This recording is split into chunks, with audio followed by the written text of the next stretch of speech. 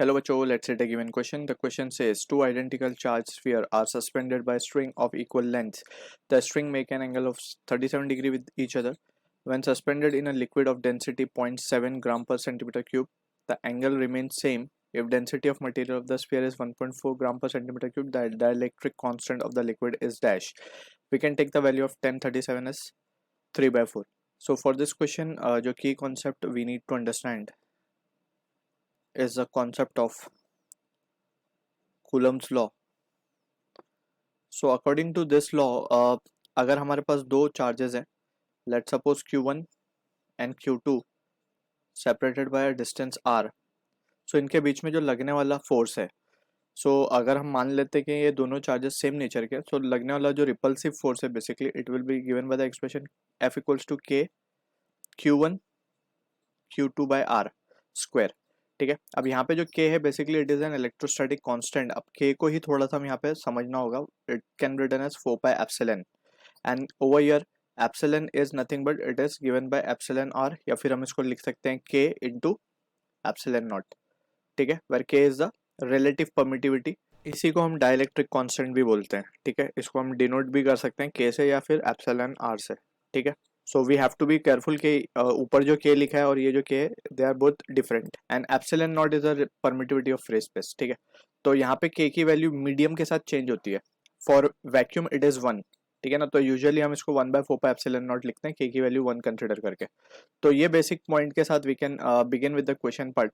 तो यहाँ पे एक चीज और हम यहाँ से इन्फर कर सकते हैं कूलम्स लॉ से, जैसे हमने डिस्कस किया यहाँ पे, कि जब भी हम किसी मीडियम में ऑफ डाइलेक्ट्रिक के अगर ऑब्जेक्ट को या दोनों चार्जेस को इंसर्ट करेंगे, सो जो फोर्स की वैल्यू आएगी उस पर वो वैक्यूम से के टाइम पे डिक्रीज कर जाएगी. ठीक है ना, इतने फ्रैक्शन से वो घट जाएगी. So that is what the meaning we need to be clear with. तो यहाँ पे क्वेश्चन के साथ we will understand it better. तो यहाँ पे हम सिचुएशन समझ लेते हैं पहले. तो हमें दो बॉल्स गिवन है, दो स्फीयर गिवन है, बेसिकली आइडेंटिकल है.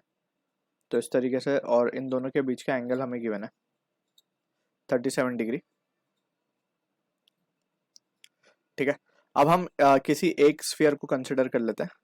Let's suppose this is the sphere. अब इसके ऊपर जो भी लगना, क्योंकि आइडेंटिकल चार्जेस इस पे है तो इस पे रिपल्सिव फोर्स लग रही होगी, इसको मान लेते हैं F. इसके ऊपर इसका लग रहा होगा weight mg in the downward direction if m is the mass of this. And यहाँ पे हम देख सकते हैं कि it will be having some tension in the string T. ठीक है, तो टेंशन के कंपोनेंट्स भी हम कर लेते हैं, राइट. अगर हम मान ले कि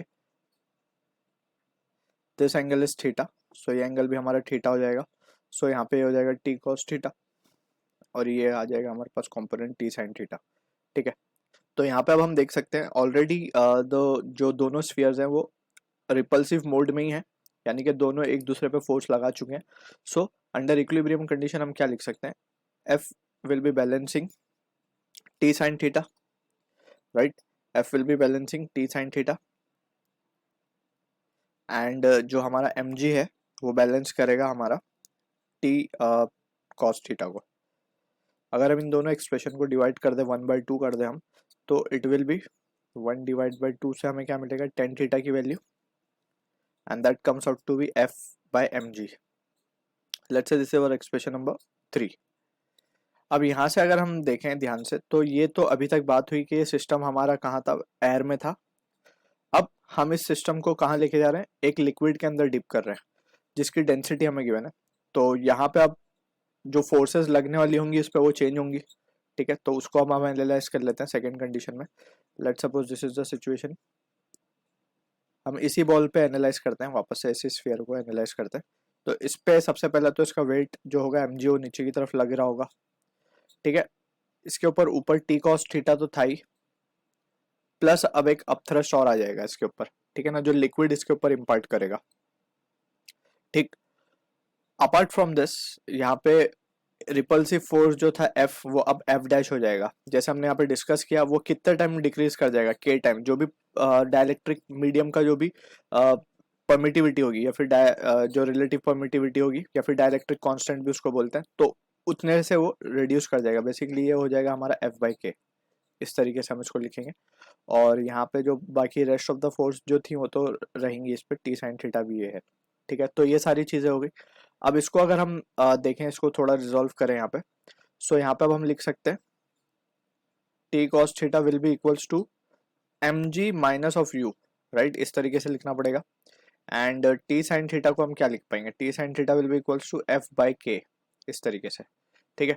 इसको हम एक्सप्रेशन नंबर 4 बोल देते हैं, इसको एक्सप्रेशन नंबर 5 बोल देते हैं। अब यहाँ पे पहले से थोड़ा सा इसको रिजॉल्व करते हैं, ये वाले एक्सप्रेशन को, फोर्थ वाले को, इसको अभी नाम नहीं देते फिलहाल, और इसको फर्दर पहले हम रिजॉल्व भी कर लेते हैं, क्योंकि अब थ्रस्ट की वैल्यू हमें सब्सटीट्यूट करनी होगी। तो t cos theta, t sine theta वाले टर्म को यहाँ लिख देते हैं, t sine theta is equals to m f by k, इसको हम फोर्थ इक्वेशन बोल देते हैं। अब फिफ्थ इक्वेशन के लिए t cos theta equals to ये एम जी, एम को हम लिख सकते हैं अगर हम मान ले कि ये जो स्फीयर है इसकी डेंसिटी है सिग्मा, तो हम एम को लिख सकते हैं सिग्मा इंटू वॉल्यूम, ठीक है, इंटू जी माइनस, अब थ्रस्ट लगता है रो वी जी, रो हम मान लेते हैं कि लिक्विड की डेंसिटी है जिसमें इसको डिप किया गया है, तो रो इंटू वॉल्यूम इंटू जी, ठीक है। एंड इसको अगर हम फर्दर रिजॉल्व कर ले अब, तो ये आ जाएगा T cos theta will be equals to sigma minus rho हो जाएगा ये इंटू वी जी, ये हो गया हमारा फिफ्थ एक्सप्रेशन। अब हम इन दोनों एक्सप्रेशन को डिवाइड कर ले, 4 डिवाइड बाय 5 करते हैं, 4 डिवाइडेड बाय 5 करने से हम देख सकते हैं हमें क्या मिलेगा, tan theta will be equal to F by K into sigma minus rho into V G, इस तरीके से। ये हो गया हमारा एक्सप्रेशन नंबर 6 बोल देते हैं उसको।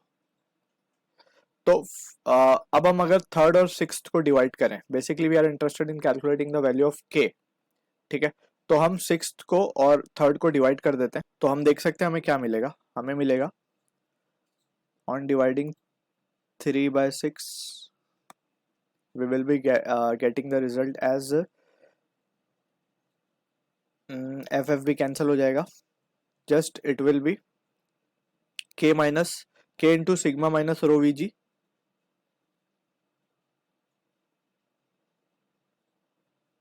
Divided by, and that will be equals to 1 divided by M G, ठीक है ना, ओके। तो यहाँ से अगर हम देखें तो जी से जी भी कैंसिल हो जाएगा। अब जस्ट हमें वैल्यू सब्स्टिट्यूट करनी है, के की वैल्यू क्या आ जाएगी हमारे पास, K will be equals to M upon volume, अगर हम देखें तो volume is been given, volume हमें गिवन नहीं है, so what we can do is M को ही लिख देते हैं, दैट इज जो मास है स्फीयर का उसी को लिख देते हैं, इसकी डेंसिटी है sigma into V, right. So divided by sigma minus rho, बस ये हो गया वैल्यू, ठीक है। तो अब इसको जस्ट वैल्यू सॉल्व करेंगे। सिग्मा क्या था, बॉल जो है वो स्फीयर जो है उसका डेंसिटी है, और उसकी डेंसिटी हमें कितनी गिवन है, 1.4, 1.4। अब यहाँ पे वॉल्यूम तो नहीं आएगा ना, वॉल्यूम तो एक्चुअली कैंसल आउट हो जाएगा, तो वॉल्यूम आएगा नहीं यहाँ पे, ठीक है। So 1.4 divided by 1.4 minus 0.7, so ये आंसर आ जाएगा हमारे पास 1.4 divide by 0.7, that will be equals to 2। So K की वैल्यू क्या आ गई हमारे पास, 2 आ गई। So this is the answer for the question. I hope you understood the solution. All the best.